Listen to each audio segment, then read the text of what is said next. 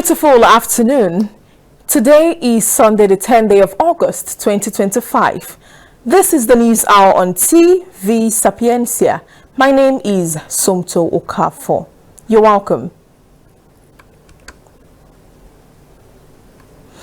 The Academic Staff Union of Universities, ASUU, on Saturday warned the federal government to act immediately to prevent a looming strike across government-owned universities.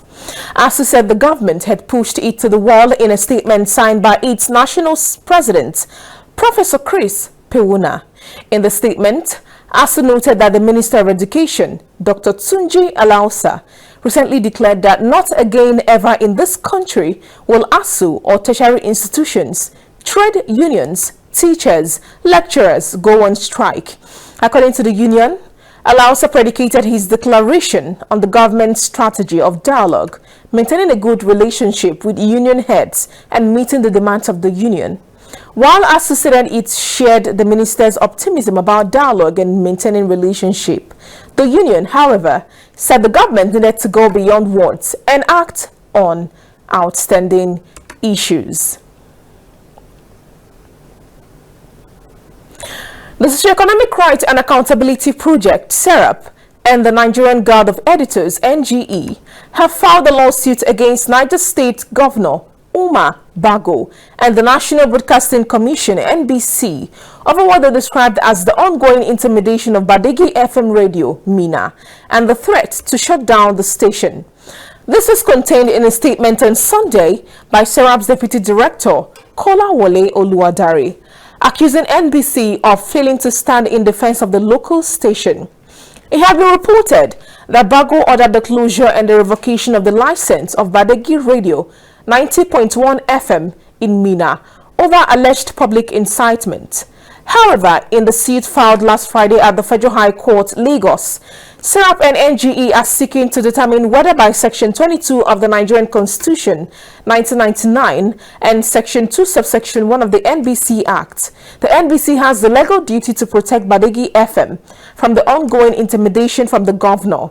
They are also seeking an order of special injunction, restraining the Niger State Governor and NBC from further harassing, intimidating or threatening to shut down Badegi FM radio, revoke its license and profile the station's owner. They described allegations of inciting violence against the station and its owner as unfounded and unsubstantiated, and apparently meant to silence the radio station. The suit was filed on behalf of SERAP and NGE by lawyers Kolawole Oluwadare, Oluwakemi Ogumbaide, and Andrew Wankwo.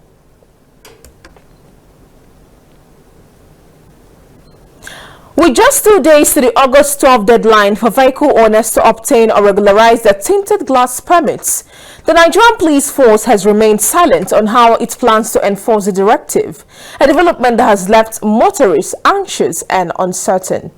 The renewed focus on tinted glass permits dates back to May 1, 2025, when the police reactivated their digital tinted glass permit platform after years of public complaints about abuse, extortion, and arbitrary arrest linked to tinted windows. The platform, according to the force, is meant to enhance transparency, make the application process easier, and strengthen national security, particularly in curbing crimes where tinted vehicles are used to conceal occupant identities. To ease compliance, the police initially announced a 30-day grace period from May 1, during which motorists could apply for new permits or regularize existing ones. However, following widespread public feedback about application bottlenecks and accessibility issues, including complaints from motorists in rural areas and those without internet access, the IGP of Police, Kayode Ebotokun, extended the grace period to August 12, 2025. According to him, the extension was intended to make the process more citizen-friendly. Now, with the deadline just 48 hours away, the absence of updated guidelines on post-deadline enforcement is fueling fresh concern for motorists as the police has remained silent. Former Vice President Atiku Abubakar has put on hold his planned collection of the African Democratic Congress membership card amid growing speculation that former President Goodluck Jonathan may join the 2027 presidential race, and he is being quoted by the ADC. Atiku, who recently resigned his membership of the People's Democratic Party (PDP) after prolonged internal disputes, was scheduled to formalize his defection to ADC with the collection of his membership card. The membership card would be presented to Atiku by ADC officials at his hometown of Jada in the Jada local government area of Adamawa State. However, on Sunday, newsmen gathered that the ceremony, which was slated for Wednesday, August 6th, was postponed indefinitely without an official explanation from the former vice president's camp. This is even as a chieftain of ADC told newsmen that the party had been holding discreet talks with Jonathan over a possible presidential run in the 2027 election. Speaking with newsmen, the ADC chairman of the Adamawa State chapter, Shehu Yohana, said Atiku's summer reception into the party had been postponed without a new date. A former Minister of Transportation, Chibuike Amaechi, has declared his ambition to vie for the presidential ticket of the African Democratic Congress (ADC). He also stated that he is confident of defeating President Bola Tinubu in the 2027 presidential election if he secures the ticket of the ADC. Amaechi has also denied ever being involved in election rigging. He also challenged anyone to prove he has ever been involved in rigging. He alleged that electoral malpractice often involves state governors and the diversion of public funds via government agencies. Amaechi vowed to change the Nigerian constitution and end corruption within 1 month if elected president in 2027. The former governor of Rivers State added that he would not reverse the removal of subsidies if elected president. Rather, he promised to direct the funds into the pockets of Nigerians. The management of the Lagos State University, LASU, has directed workers who have been on strike for over 1 week to resume work on Monday, 11th of August 2025. The directive, according to the management, is because the owner of the university, the Lagos State government, has met their demands, which is to pay 12 months after the 23 months arrears of 25% and 35% salary increase being owed to workers of the Lagos State University, LASU. In a statement by Mrs. Thomas Oluwayemisi, the Coordinator Center for Information and Public Relations, said the academic and non-academic staff should resume work on Monday.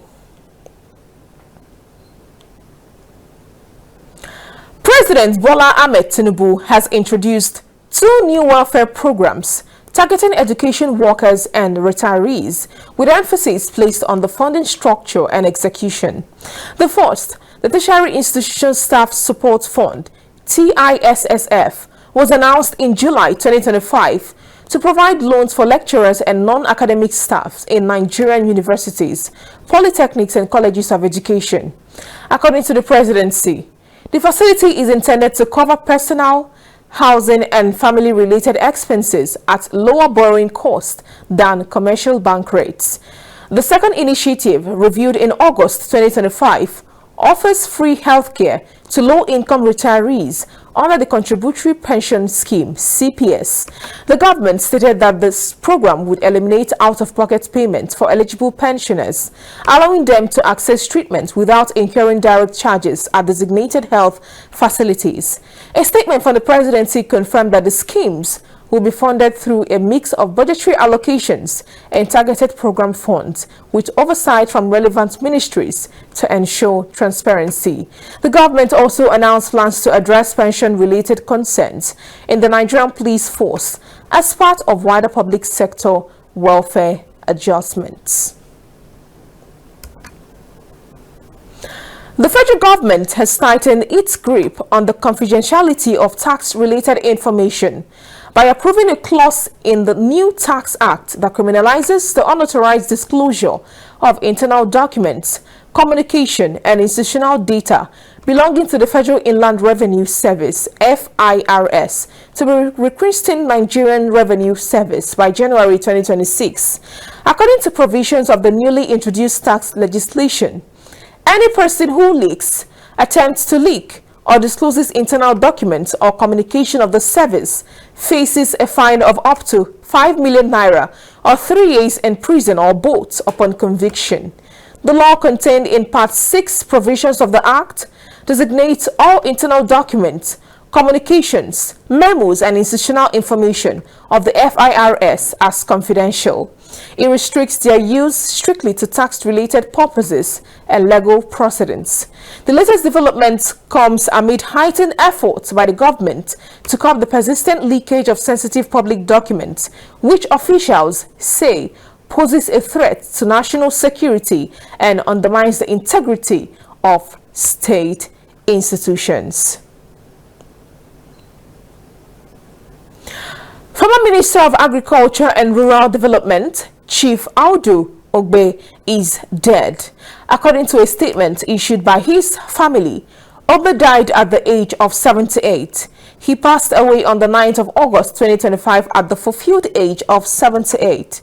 Ogbeh became a politician in 1979 when he was elected into the Benue State House of Assembly, where he was the Deputy Speaker. He later served as a minister 3 times under Presidents Shehu Shagari and Mohamed Buhari. He was also the chairman of the People's Democratic Party, PDP, between 2001 and 2005 under former President Olusegun Obasanjo. And lastly, on the foreign news, President Volodymyr Zelensky warned on Saturday that Ukraine won't surrender land to Russia to buy peace after Washington and Moscow agreed to hold a summit in a bid to end the war. President Vladimir Putin and Donald Trump will meet in the U.S. state of Alaska next Friday to try to resolve the 3-year conflict, despite warnings from Ukraine and Europe that Kyiv must be part of the negotiations. Announcing the summit on Friday, Trump said that there will be some swapping of territories to the betterment of both sides, without providing further details. Zelensky also urged Ukraine's allies to take clear steps towards achieving a sustainable peace during a call with Britain's Prime Minister, Keir Starmer.